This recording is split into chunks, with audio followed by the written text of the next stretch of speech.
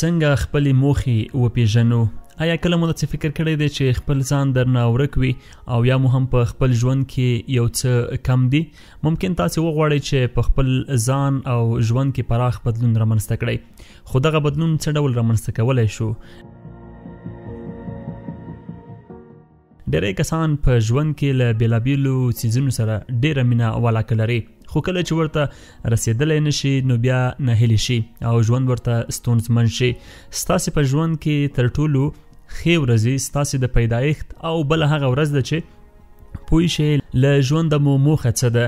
خو که په دې پوه نشئ چې موخه مو څه ده او د څه لپاره دې دنیا ته راغلی یې، بیا ژوند کېدی شي درته سخت شي. په دې مطلب کې مې په همدو ټکو درته اشاره کړې ده چې څنګه کولی شو په ژوند کې خپلې موخې وپېژنو.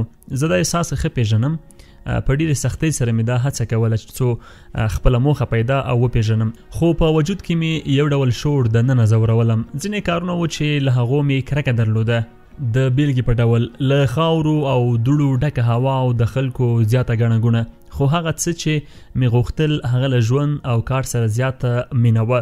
ما هره ورځ له ځان سره د خپلې موخې موندلو لپاره مبارزه کوله، خو کله مې یو ګام وروسته واخیست او پوه شم چې زما هدف هغه څه نه و چې په خپل ذهن او فکر مې لټوو. فکر مې وکړ کېدای شي اصلي ستونزه دا نه وه چې زه نه پوهېږم موخه مې څه وه یا هم څه ده.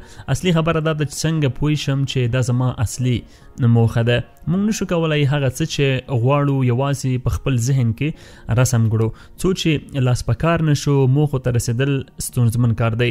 یعنی هغه څه چې غواړو باید له لاسته راوړلو لپاره یې قدم واخلو او هغه څه چې مو نه خوښېږي له خپلې مخې یې لرې کړو. که د موخې په لټه کې یاست دا خبره پرېږدئ چې غواړم دا کار سبا او یا هم کله چې وخت پیدا کړم بیا به یې وکړم. ښه ده چې هماغه شیبه لاس په کار شئ. دا په یاد ولرئ چې هر څومره ژر اقدام وکړئ هغومره ژر به خپلې موخې ته ورسیږئ. نو دا کړنلاره له دغې غوره ده چې خپل وخت په بېځایه لاسته راوړنو تېروو. آیا دې ته اړتیا نه لرئ چې خپل فکر عملي کړئ؟ ځینې وخت له ځان سره وایو که له پلان سره مینه ونه لرم نو څه؟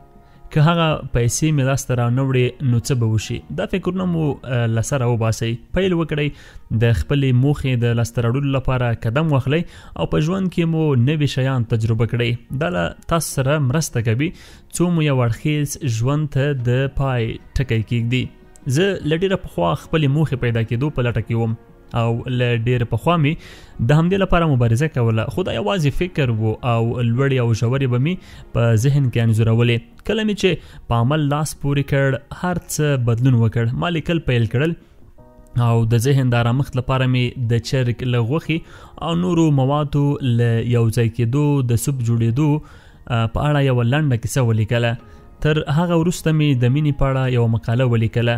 بالاخره هماغه و چې مینې زما په ژوند په حرکت پیل وکړ او ما احساس کړ چې دا هغه څه دي چې باید زما په ژوند کې پیښ شي. زه باید لیکل وکړم څو پوه شم چې په ژوند کې زما تر ټولو لویه جذبه لیکل دي. دا هر څه د پرله پسې عمل په پایله کې هم پیښ شوي دي. تجربه هغه انعام دی چې موږ یې ترلاسه کوو او عمل هغه څه دي چې موږ یې خوږه پایله وینو. د خپل زړه خبره واورئ. ستاسې زړه ستاسې رښتینی موخې او لیوالتیا ترلاسه کولو لپاره تر ټولو غوره وسیله ده. له ځانه وپوښتئ څه شی چې تاسې خوښوئ د هغه په لور مو قدم اخیستی. کله چې تاسې خپل داخلي تحرک او د زړه خوښي ومومئ الهام او انګیزه به ستاسې زړه او روح ته در وګرځي. کله چې تاسې له خپل زړه څخه امر اخلئ نو طبیعي ده چې ډېر خوندونه اخلئ او د هڅولو لپاره مو انګیزه ډېره قوي کیږي. د هغه کار په ترسره کولو چې له هغه سره ډېره مینه لرئ ستاسې په وجود کې د هغه د ترسره کولو لپاره انګیزه لا پیاوړې کیږي او تاسې به د هغه څه په اړه پوه شئ چې تاسې ته ډېره خوښي درکوي. یوازې د یوه کار په لټه کې مه اوسئ. ډېری خلک په دې فکر کې دي چې یوازې یو کار ترسره کړي یا د یوه کوچني هدف لپاره کار کوي. دا د دې لامل کیږي چې بیا له ځان سره فکر کوي چې څه خو به یې ورک کړي نه وي. دا فکر چې یو ځانګړی کار دی او دا به یې ترسره کړم موږ د خپل موخو د ترلاسه کولو لپاره ورسته پرېږدي. زه به د خپل کارونو په اړه ووایم. په ژوند کې بېلابېل کارونه ترسره کوم. د بیلګې په توګه مشاور، لیکوال، ویان، ښوونکی، ډیزاینر او د کلي مشر. هر کار چې ترسره کوم خوند ترې اخلم او خوښي رابخي.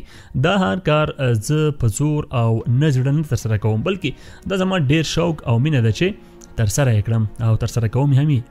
نو بهتره دا ده چې هر کار په ډیره مینه سرته ورسوئ. کله مو چې ژوند له مینې او خوښیو سره مل وو، هماغه ده چې خپلو موخو ته به ګام په ګام نږدې کیږئ. دا فکر له ځانه لرې کړئ چې یوازې د یوې موخې لپاره کار کوئ.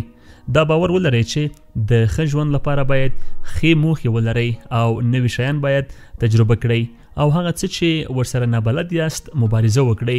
خپله موخه او احساسات وڅارئ څو یو ښه ژوند ولرئ.